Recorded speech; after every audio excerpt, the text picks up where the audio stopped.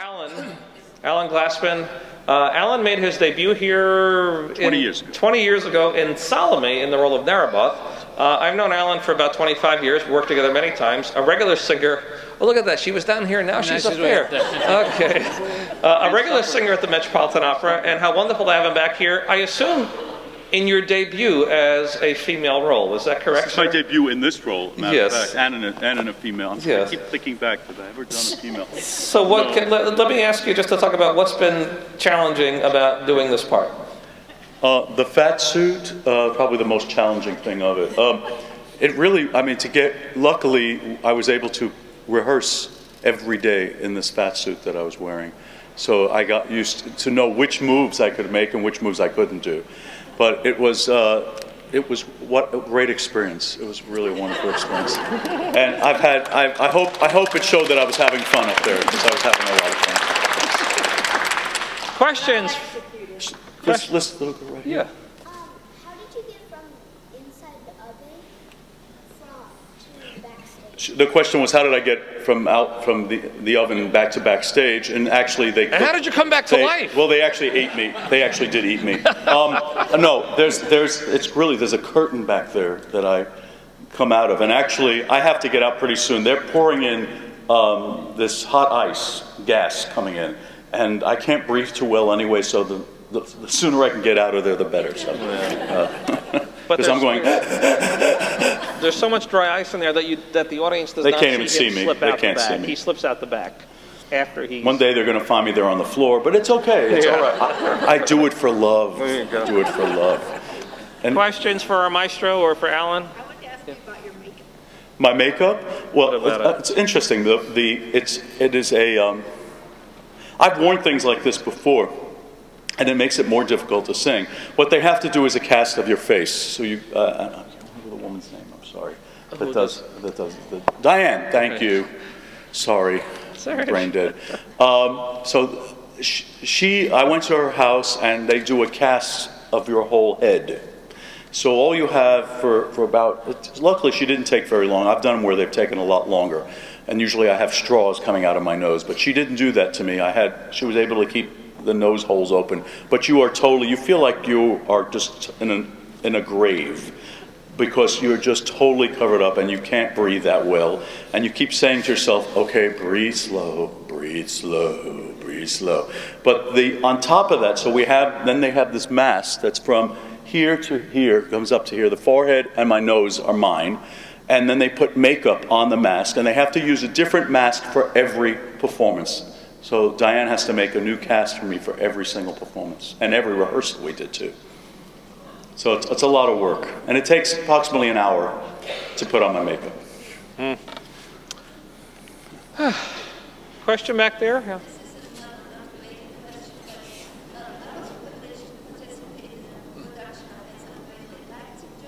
In Leipzig, yeah. Yeah. Okay.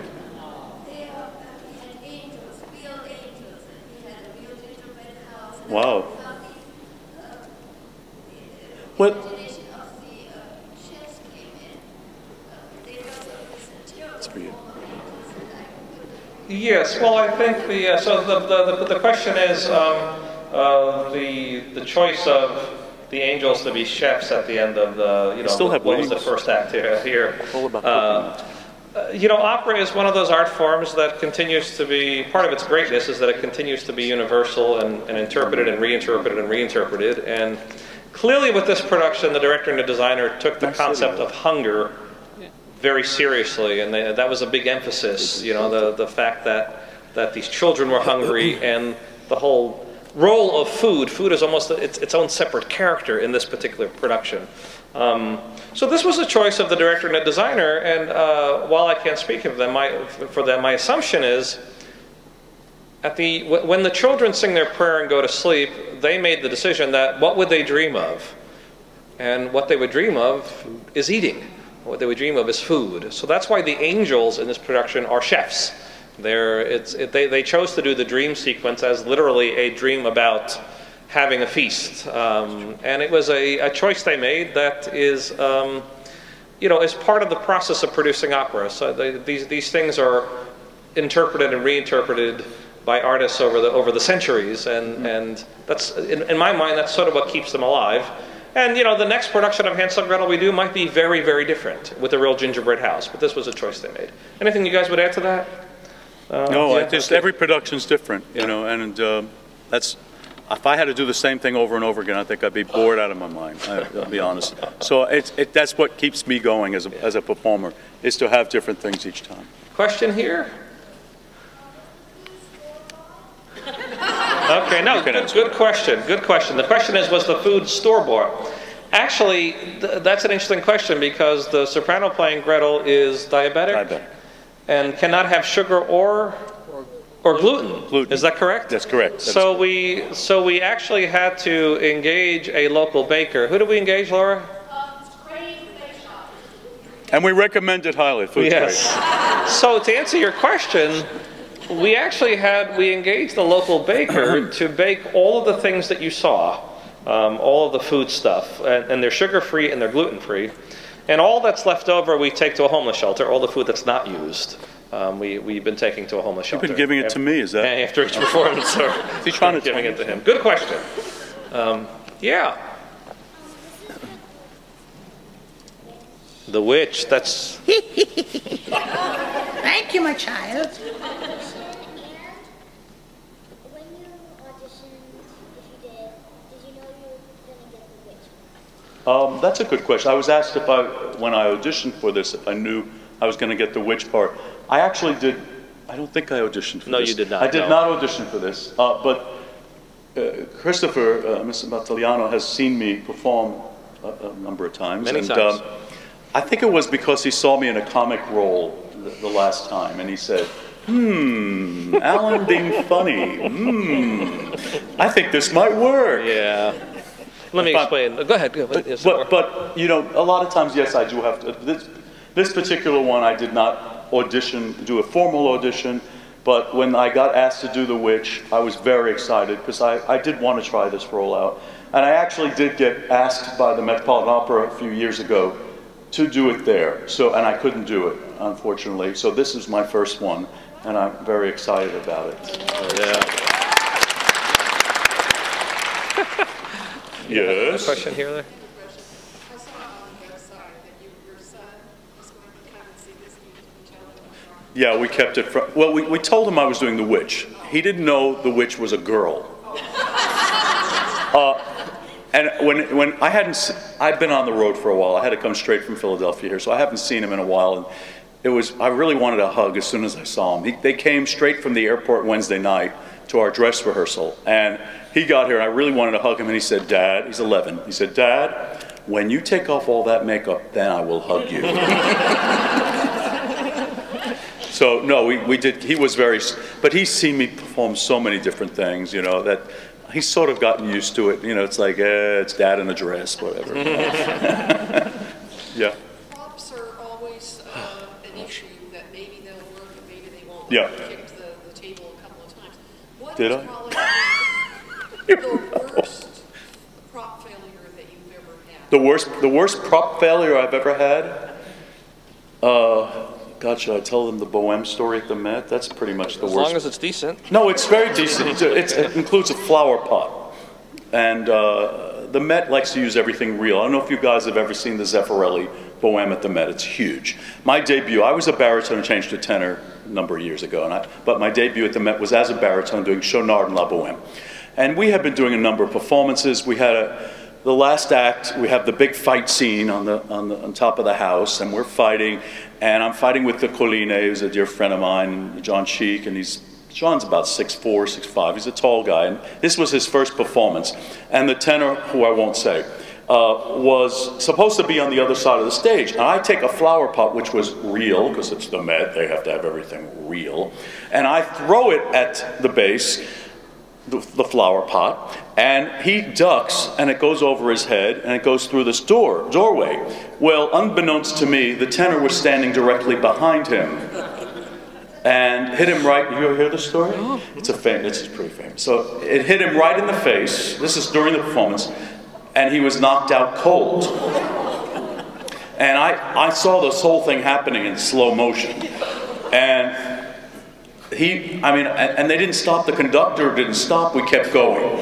And the baritone, the Marcello, was up there with him, and he got him up, and his lip is cut, split wide open, and he's bleeding profusely on the ground. But he starts singing.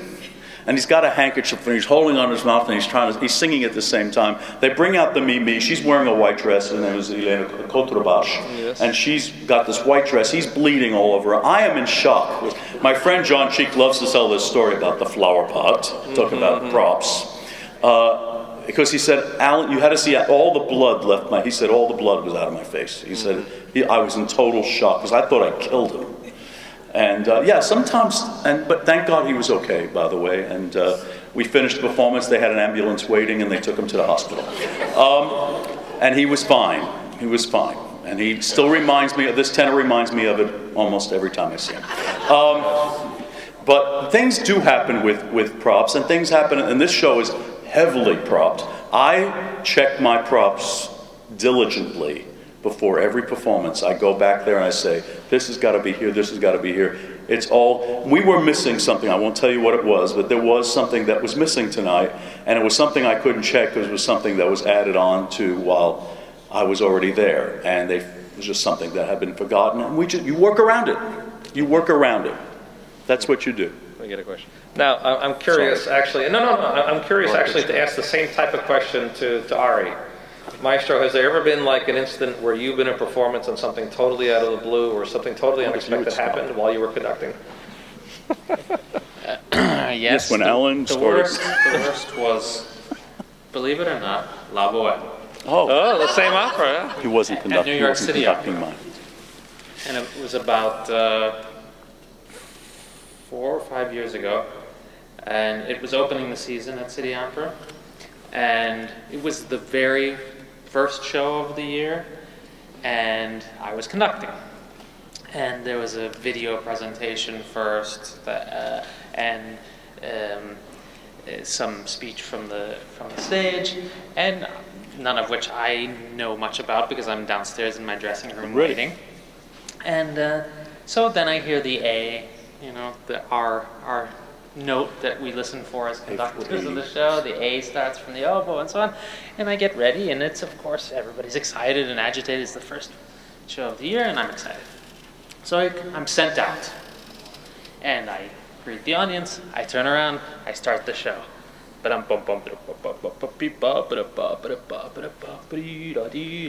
going very well. Oh, great. Then I look up, and I realize that the curtain is down. Oh, shit. And never went up. Until I got to the point where Marcello is supposed to go, questo ma rosso. And nothing. And I stop. Suddenly I noticed the light comes on. Turned out that they sent me before they were ready.